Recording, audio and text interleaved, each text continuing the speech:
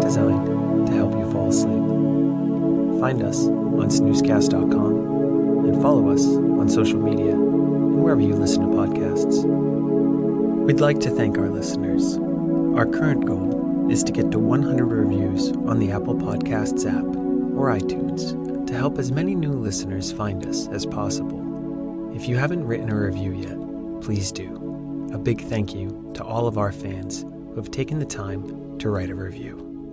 Please know that we read and appreciate every single review and all the feedback, suggestions, and snoozy love in each one. This episode is supported by the steady flame of a candle. Tonight, as part of our October classic horror series, we'll be reading the opening to Frankenstein, or The Modern Prometheus, written by Mary Shelley and published anonymously in 1818 when she was just 20 years old. It tells the story of a scientist named Victor Frankenstein who creates a hideous humanoid creature. Since the novel's publication, the name Frankenstein has often been used to refer to the monster itself, although in the novel, the monster is never given a formal name. Shelley's story of Frankenstein has been referred to as the first true science fiction novel.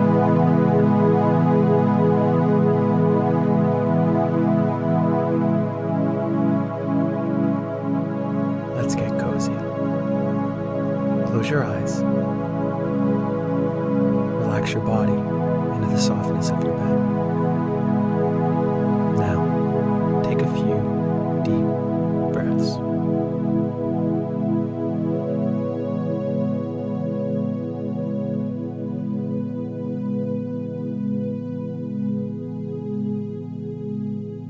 Letter 1. To Mrs. Saville, England.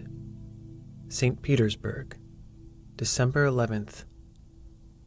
You will rejoice to hear that no disaster has accompanied the commencement of an enterprise which you have regarded with such evil forebodings. I arrived here yesterday, and my first task is to assure my dear sister of my welfare and increasing confidence in the success of my undertaking. I am already far north of London, and as I walk in the streets of Petersburg, I feel a cold northern breeze play upon my cheeks, which braces my nerves and fills me with delight. Do you understand this feeling? This breeze, which has traveled from the regions towards which I am advancing, gives me a foretaste of those icy climes. Inspirited by this wind of promise, my daydreams become more fervent and vivid. I try in vain to be persuaded that the pole is the seat of frost and desolation. It ever presents itself to my imagination as the region of beauty and delight. There, Margaret, the sun is forever visible, its broad disk just skirting the horizon and diffusing a perpetual splendor. There, for with your leave, my sister, I will put some trust in preceding navigators. Their snow and frost are banished, and, sailing over a calm sea, we may be wafted to a land surpassing in wonders and in beauty every region hitherto discovered on the habitable globe. Its productions and features may be without example, as the phenomena of the heavenly bodies undoubtedly are in those undiscovered solitudes. What may not be expected in a country of eternal light? I may there discover the wondrous power which attracts the needle and may regulate 1,000 celestial observations that require only this voyage to render their seeming eccentricities consistent forever. I shall satiate my ardent curiosity with the sight of a part of the world never before visited, and may tread a land never before imprinted by the foot of man. These are my enticements, and they are sufficient to conquer all fear of danger or death, and to induce me to commence this laborious voyage with the joy a child feels when he embarks in a little boat with his holiday mates on an expedition of discovery up his native river. But supposing all these conjectures to be false, you cannot contest the inestimable benefit which I shall confer on all mankind to the last generation by discovering a passage near the pole to those countries, to reach which at present so many months are requisite, or by ascertaining the secret of the magnet, which, if at all possible, can only be effected by an undertaking such as mine. These reflections have dispelled the agitation with which I began my letter, and I feel my heart glow with an enthusiasm which elevates me to heaven, for nothing contributes so much to tranquilize the mind as a steady purpose, a point on which the soul may fix its intellectual eye. This expedition has been the favorite dream of my early years. I have read with ardor the accounts of the various voyages which have been made in the prospect of arriving at the North Pacific Ocean through the seas which surround the pole. You may remember that a history of all the voyages made for purposes of discovery composed the whole of our good Uncle Thomas's library. My education was neglected, yet I was passionately fond of reading. These volumes were my study day and night, and my familiarity with them increased that regret which I had felt as a child on learning that my father's dying injunction had forbidden my uncle to allow me to embark in a seafaring life. These visions faded when I perused for the first time those poets whose effusions entranced my soul and lifted it to heaven. I also became a poet, and for 1 year lived in a paradise of my own creation. I imagined that I also might obtain a niche in the temple where the names of Homer and Shakespeare are consecrated. You are well acquainted with my failure and how heavily I bore the disappointment. But just at that time I inherited the fortune of my cousin, and my thoughts were turned into the channel of their earlier bent. 6 years have passed since I resolved on my present undertaking. I can, even now, remember the hour from which I dedicated myself to this great enterprise. I commenced by injuring my body to hardship. I accompanied the whale fishers on several expeditions to the North Sea. I voluntarily endured cold, famine, thirst, and want of sleep. I often worked harder than the common sailors during the day, and devoted my nights to the study of mathematics, the theory of medicine, and those branches of physical science from which a naval adventurer might derive the greatest practical advantage. Twice I actually hired myself as an undermate in a Greenland whaler, and acquitted myself to admiration. I must own I felt a little proud when my captain offered me the second dignity in the vessel, and entreated me to remain with the greatest earnestness. So valuable did he consider my services. And now, dear Margaret, do I not deserve to accomplish some great purpose? My life might have been passed in ease and luxury, but I preferred glory to every enticement that wealth placed in my path. Oh, that some encouraging voice would answer in the affirmative. My courage and my resolution is firm, but my hopes fluctuate, and my spirits are often depressed. I am about to proceed on a long and difficult voyage, the emergencies of which will demand all my fortitude. I am required not only to raise the spirits of others, but sometimes to sustain my own when theirs are failing. This is the most favorable period for traveling in Russia. They fly quickly over the snow in their sledges. The motion is pleasant, and in my opinion, far more agreeable than that of an English stagecoach. The cold is not excessive if you are wrapped in furs, a dress which I have already adopted, for there is a great difference between walking the deck and remaining seated, motionless, for hours, when no exercise prevents the blood from actually freezing in your veins. I have no ambition to lose my life on the post road between St. Petersburg and Archangel.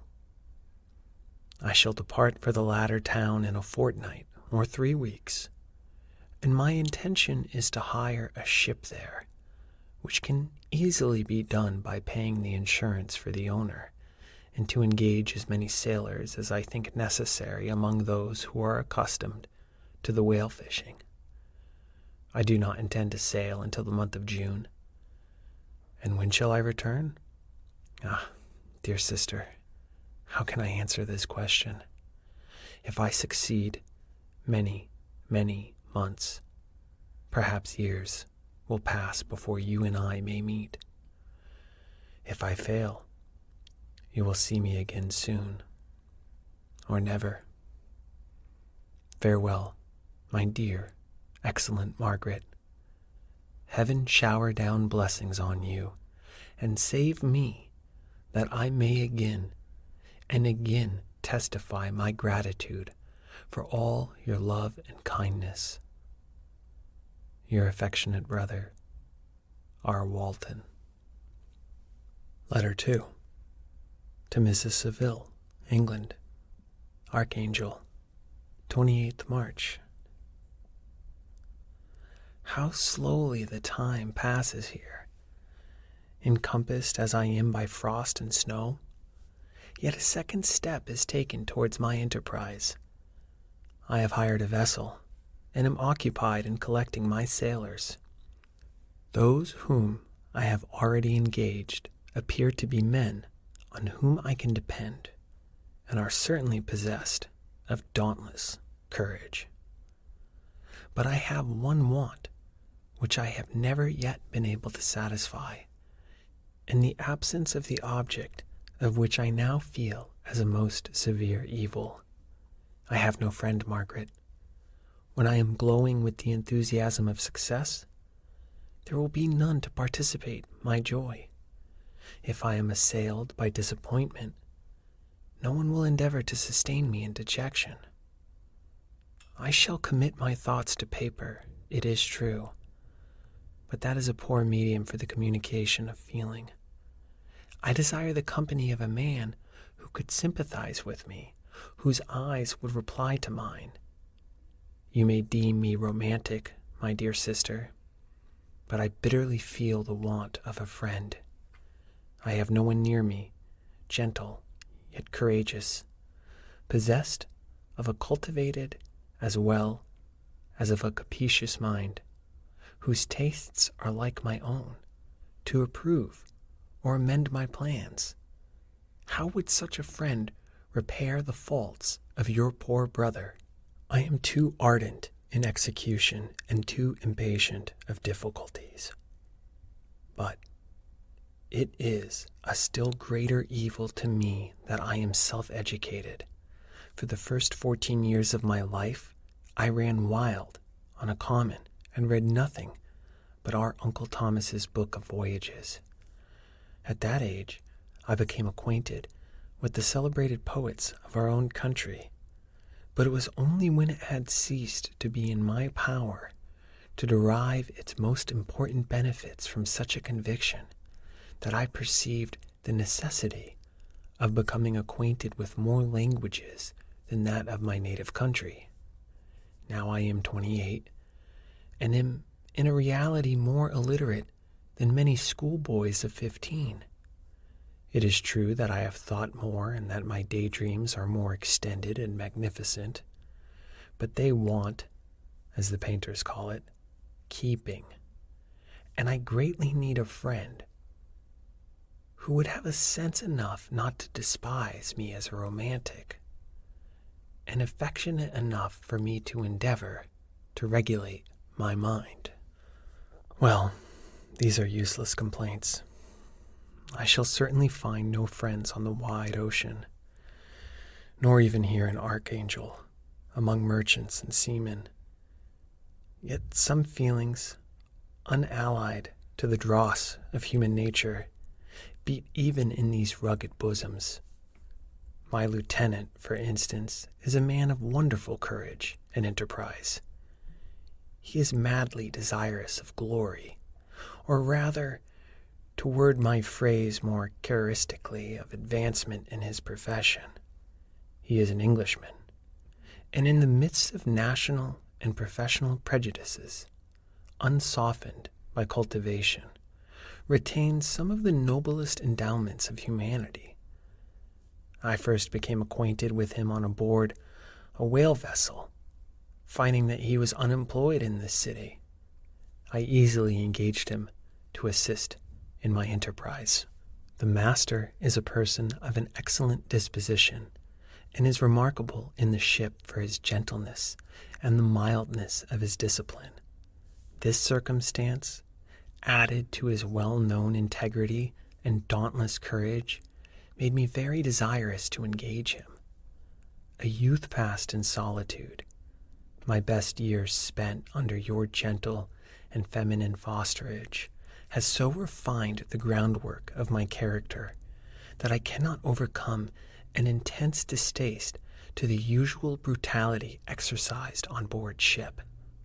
I have never believed it to be necessary, and when I heard of a mariner equally noted for his kindliness of heart and the respect and obedience paid to him by his crew, I felt myself peculiarly fortunate in being able to secure his services.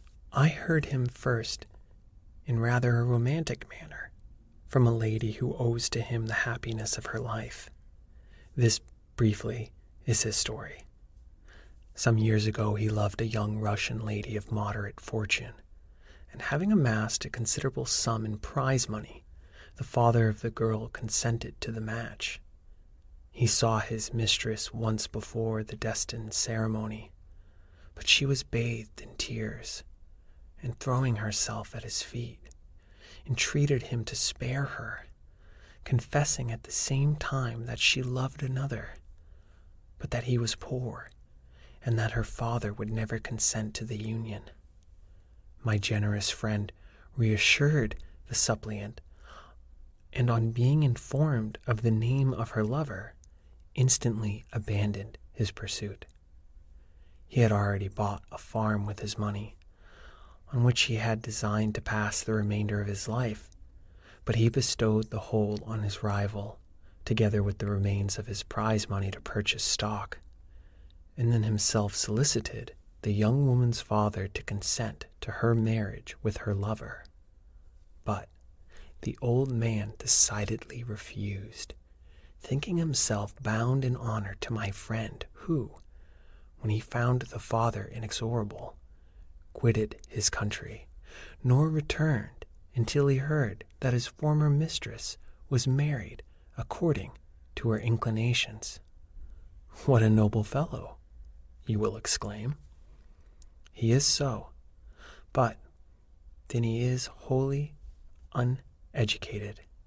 He is as silent as can be, and a kind of ignorant carelessness attends him, which, while it renders his conduct the more astonishing, detracts from the interest and sympathy which otherwise he would command. Yet do not suppose, because I complain a little, or because I can conceive a consolation for my toils which I may never know, that I am wavering in my resolutions. Those are as fixed as fate, and my voyage is only now delayed until the weather shall permit my embarkation. The winter has been dreadfully severe, but the spring promises well, and it is considered as a remarkably early season, so that perhaps I may sail sooner than I expected. I shall do nothing rashly.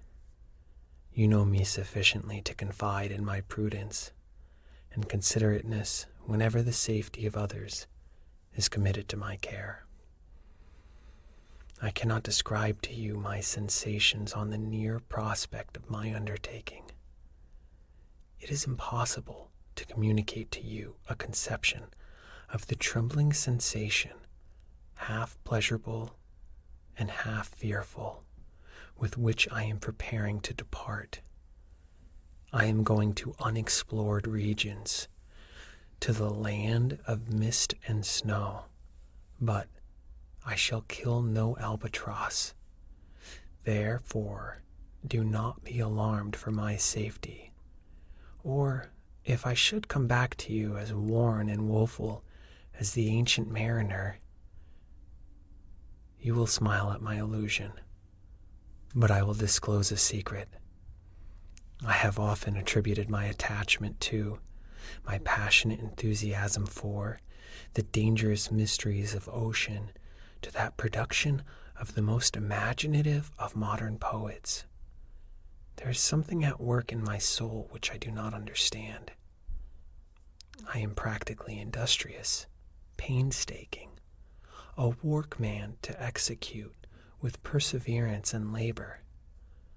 But besides this, there is a love for the marvelous, a belief in the marvelous, intertwined in all my projects, which hurries me out of the common pathways of men, even to the wild sea and unvisited regions I am about to explore. But to return to dearer considerations, shall I meet you again, after having traversed immense seas and returned by the most southern cape of Africa or America? I dare not expect such success.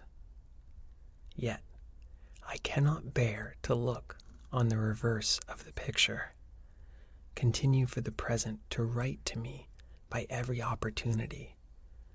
I may receive your letters on some occasions when I need them most to support my spirits. I love you very tenderly. Remember me with affection, should you ever hear from me again. Your brother, Robert Walton.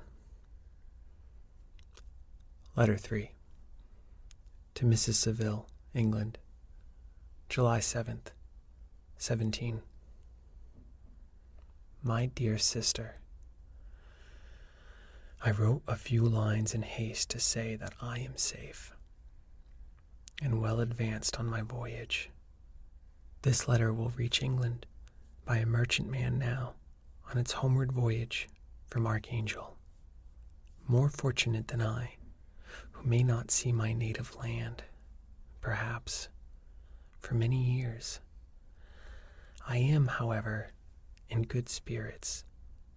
My men are bold and apparently firm of purpose, nor do the floating sheets of ice that continually pass us, indicating the dangers of the region towards which we are advancing, appear to dismay them.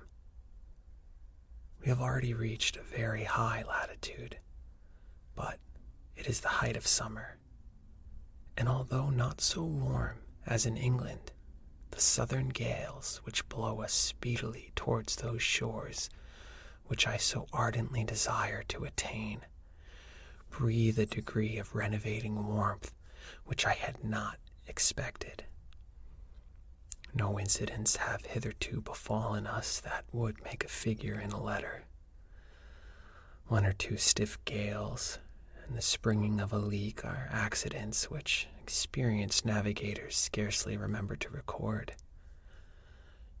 I shall be well content if nothing worse happen to us during our voyage. Adieu, my dear Margaret. Be assured that for my own sake, as well as yours, I will not rashly encounter danger. I will be cool, persevering, and prudent.